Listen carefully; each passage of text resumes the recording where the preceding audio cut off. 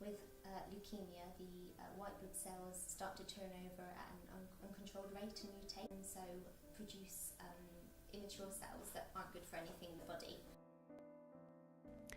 My name is Fiona Codd, I'm 20 years old, and in December 2013 I was diagnosed with acute myeloid leukemia.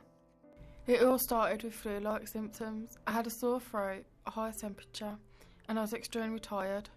So I went to the doctors, and each time I went there, he thought I had a virus, so he just kept on giving me tablets to kind of help get rid of it.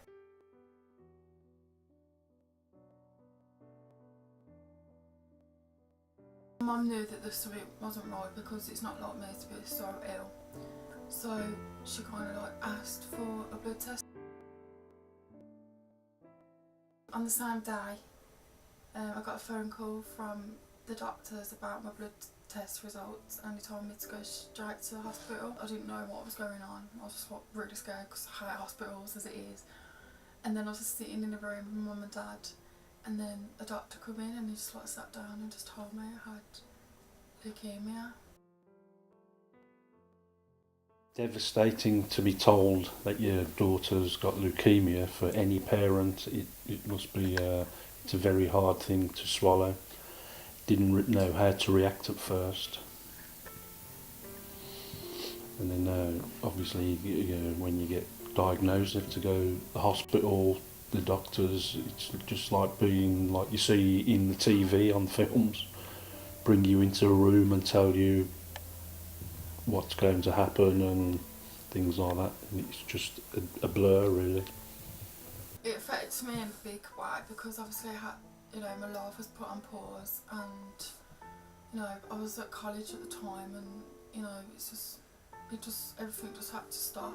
It affected me in a few ways. That obviously I was told that I had to leave my job.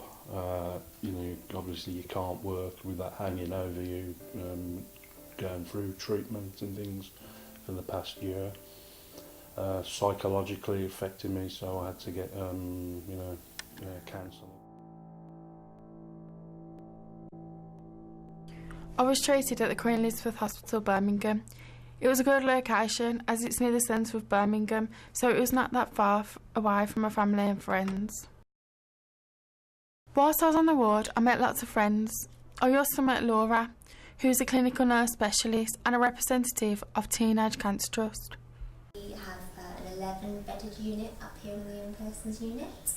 We've also got a day case facility, so if our young people don't have to come in for an overnight stay, they can come here, have their bloods done, have an hour or a few more of chemotherapy, and then be able to go home again. We hope that our young people think it's a little bit different to the normal hospital wards. We've got more funky colours on the wall.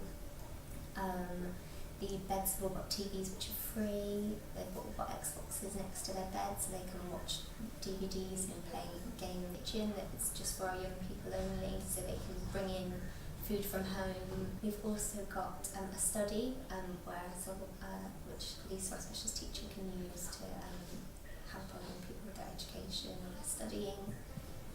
We have a visitors room, so every young person is allowed one family or friend to stay as long as they're over 18.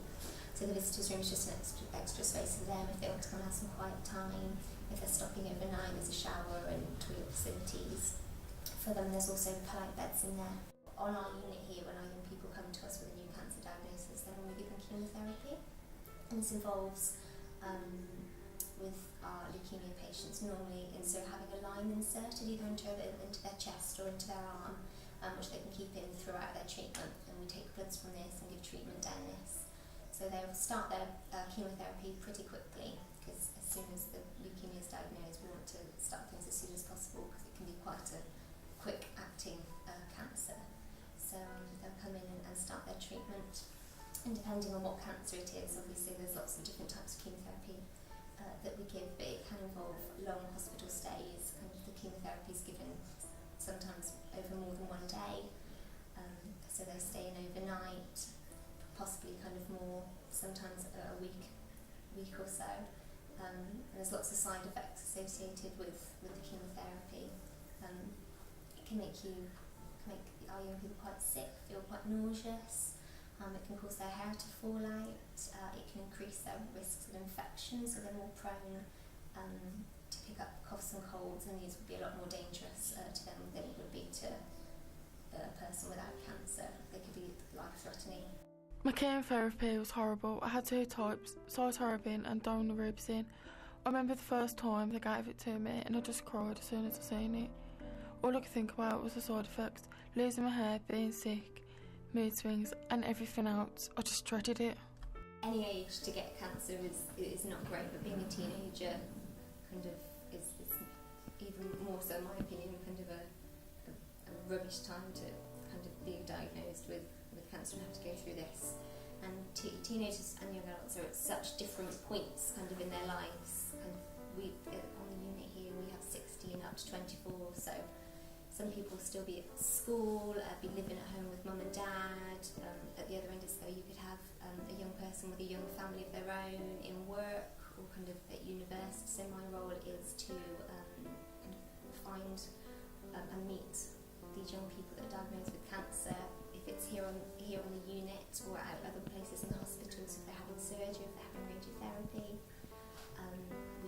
I'll go out and meet them, introduce them, and kind of I'm the gatekeeper to the service, so I'll kind of signpost these young people out to our specialist services that we've got.